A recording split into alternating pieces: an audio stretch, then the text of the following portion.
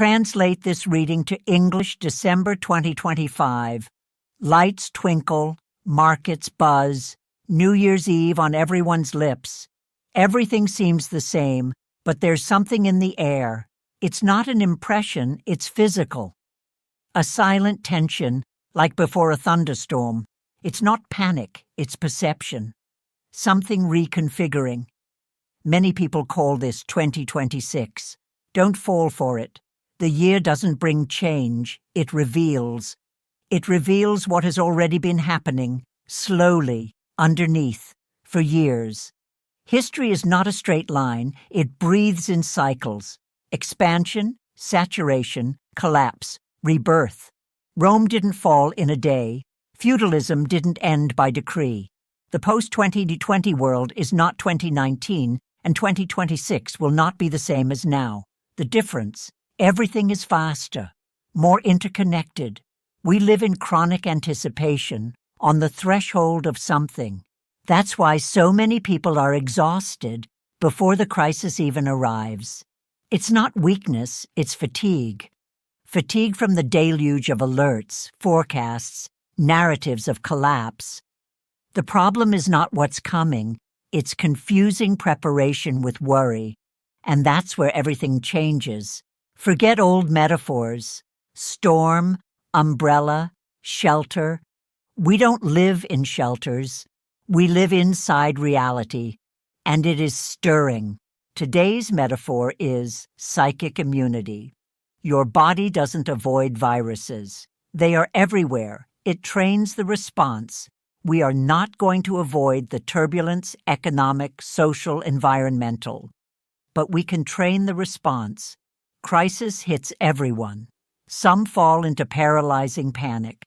Others adjust, reinvent, protect their circles. The difference isn't out there. It's in what we've built inside. And this is not a gift. It's discipline. Here, a protocol. Not religious, not mystical. Human. 3 daily pillars. Neuroscience, practical philosophy, real ethics. To strengthen your psychic immunity before 2026 becomes just a label for anxiety. First, morning anchoring. 5 minutes. Before the phone, before the news, before good morning, sit down, take 3 deep breaths. Inhale 4, hold 2, exhale 6.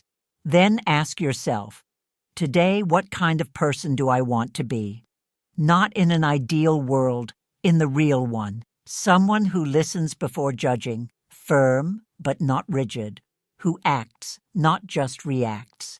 It's not toxic positivity, it's conscious intention, planting a seed of coherence before the wind of the day. Second, input filter. Before consuming a news item, a video, an audio, pause.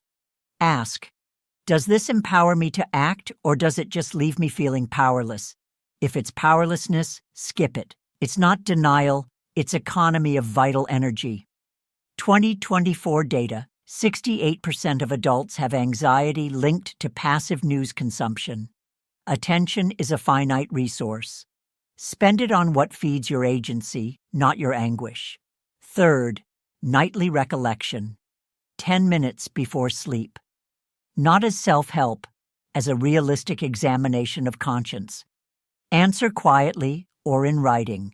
Where today was I myself? Where did I let myself be carried away by fear, by pressure, by noise? What can I adjust tomorrow? Not to be perfect, to be more whole. This ritual is not about guilt. It's about self-knowledge that transforms. Here, a map. The inner response map. When inflation rises or a job disappears, automatic reaction. I'm doomed to fail. We stop or spend to feel better. Trained response. Part of this is outside my control. What is under my control? My conscious consumption, my network, my learning. Exercise 4, 7, 8 breathing. Inhale 4, hold 7, exhale 8. Plus 1 micro-concrete action. Note 3 avoidable expenses this week, or send a message to someone you admire asking for real advice. When a catastrophic news story goes viral, reaction. Share immediately, fueling panic. Trained response. Pause. Ask, does this empower me to act, or does it just leave me feeling powerless? Exercise. The 24-hour rule. Don't share before sleeping on it. If it still seems relevant tomorrow, seek a source that proposes action. When a family or political conflict heats up, reaction, the world is lost, or that person is hopeless. Trained response. That person is reacting to the same uncertainty as I am, just with different tools. Exercise. Before responding, breathe. Imagine, what is this person trying to protect? Safety, dignity, belonging. This map doesn't avoid crises. It promises something rarer, keeping your humanity intact within them. Now think, what do Rome 2020 and you have in common? Rome didn't fall for lack of an army. It fell from a fatigue of meaning. Values like citizenship, virtue, care were traded for spectacle, distrust, defensive individualism. 2020 wasn't just a pandemic, it was a general rehearsal of collective vulnerability. And it revealed those who had emotional reserves, strong bonds, a clear purpose, resisted better. Those who depended only on external stability collapsed. And now we are in the intermission, before the second act. The question is not, will 2026 be good or bad? It is, what kind of person, what kind of community do I want to help build in the transition? Every great human change flourishes in crisis, not after. Christianity was born in the collapse of Rome. Cooperativism emerged in industrial crises. Climate science advanced in droughts and floods. Light does not defeat darkness by being louder. It wins by being more precise. Many people are exhausted not from working too much, but from spending mental energy on unproductive anticipation. What if the system crashes? What if there's no job? What if everything collapses? That is the invisible expense. Worry disguised as preparation. The liberating distinction is simple. Preparation is concrete action within your sphere. Saving 20 Rs a week, learning a skill, strengthening a real bond. Worry is a mental loop about what you cannot control. Global politics, distant disasters, others' intentions. Train yourself to ask every time anxiety hits, is this under my control, yes or no? If not, release it. If yes, act. Even if the step is small. Your peace does not depend on the world becoming stable. It depends on you stopping trying to control the uncontrollable and investing in what is within your reach, your attention, your ethics, your presence. Now close your eyes. Imagine yourself in December 2026. The year was intense, as predicted. But you made it through, not unscathed, but whole. What sustained you? It wasn't predictions. It was daily choices, to breathe before responding in anger, to save not out of fear, but out of responsibility, to say no to a toxic narrative and yes to a difficult conversation, to remember on heavy days, I am more than my circumstances. This is what is built now, not a bunker, an unshakable interiority. Finally, auspicious does not mean without challenge. It means favorable to those who are prepared to see opportunity in adversity. 2026 will not be good or bad. It will be revelatory. It will reveal who cultivated deep roots and who built on shifting sand. You don't need to guess the future. You just need to decide today how you want to meet it. As someone who let themselves be carried away by the noise, or as someone who, even in the storm, kept the helm steady because they learned day by day to swim. The choice is not between optimism and pessimism, it's between reaction and response, And your response begins now, not with a shout, but with a silent yes. Yes, I take care of my attention. Yes, I train my coherence. Yes, I believe that even in difficult times, it is possible to forge human gold. The future does not belong to those who predicted it. It belongs to those who prepared themselves to be present in it without losing themselves. And this is already within your reach. Today. Spiritual message, psychic immunity, the preparation for the great revelation. December floods us with lights and the effervescence of a new cycle, but there is a subtle truth in the air that is not an impression, but perception. Something fundamental is reconfiguring. The silent tension we feel is not the prelude to collapse, but to unveiling. Do not fall for the illusion of 2026. The year itself does not operate the change, it reveals it. It exposes what has already been moving beneath the surface, following the vital cycles of history, expansion, saturation, and inevitable rebirth.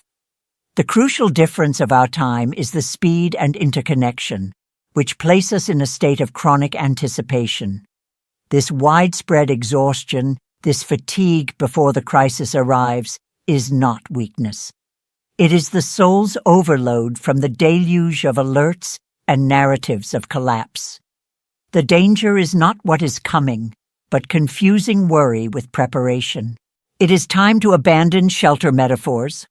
We will not avoid economic, social, or environmental turbulence, for they are part of the reality that stirs. True wisdom resides in training our inner response. Our goal must be to build a psychic immunity. Just as the body does not avoid viruses but trains the response to them, our spirit needs discipline. Crisis hits everyone, but only those with emotional reserves, strong bonds, and a clear purpose manage to adjust and reinvent without falling into paralyzing panic. Strength is not out there. It is built daily. 3 pillars to forge integrity in liquid times. Morning anchoring. Before the digital noise, plant the seed of your conscious intention. Ask yourself, what kind of person do I choose to be today? Firm, but not rigid. Someone who acts with coherence instead of just reacting. Input filter. Be a guardian of your attention. Before consuming content, ask, does this empower me to act, or does it just leave me feeling powerless? Economize your vital energy. Spend your finite resource, attention, on what feeds your agency, not your anguish. Nightly recollection. Conduct a realistic examination of conscience. Where was I myself? Where did I let myself be carried away by fear, by pressure, by noise? It's not about guilt, but about transformative self-knowledge, which allows for adjustment the next day. Your peace does not depend on the world stabilizing. It depends on you stopping trying to control the uncontrollable and investing in what is within your reach, your attention, your ethics, and your presence. The future does not belong to those who predicted the crisis, but to those who prepared themselves to be present in it, without losing themselves. The choice is not between blind optimism and sterile pessimism, but between reaction and response. 2026 will be revelatory. It will reveal who cultivated deep roots and who built on sand. Your response begins now. It is a silent and unshakable yes to your humanity. Yes, I take care of my attention. Yes, I train my coherence. Yes, I believe that even in difficult times, it is possible to forge human gold. Don't build a bunker. Build an unshakable interiority. Thank you very much for dedicating your time and vital energy to this protocol. If you've made it this far, it's because you are already someone who prioritizes action over anxiety. Don't let this clarity cool down. Now, the next step is consistency. To deepen your psychic immunity, See the videos appearing on the screen. They are the exact continuation of this map. Subscribe now so you don't miss our next dose of liberating discipline. If this content transformed your perception, share it with those you care about and prove that real influence starts in your circles. And most importantly, comment below what is the biggest challenge you face and which videos you need us to make.